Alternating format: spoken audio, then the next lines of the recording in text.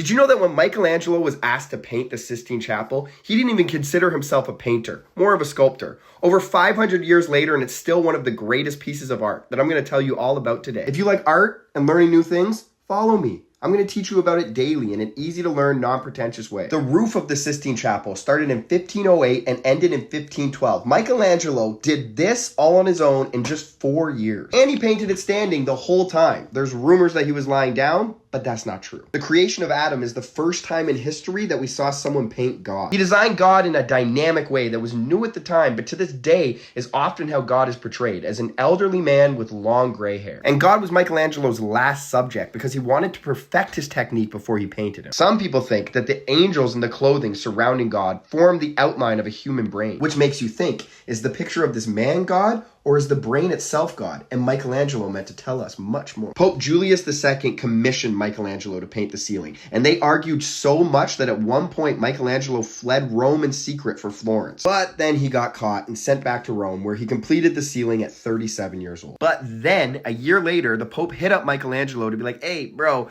parts of the painting are molding. And Michelangelo was like, yeah, I told you, I'm not a painter. And the Pope was like, nah, you did great. Just come redo it. The redone version is holding up great to this day. Over 20 years later, a new Pope asked Michelangelo to return and paint the altar wall. And at 60 years old, he painted this, the Last Judgment.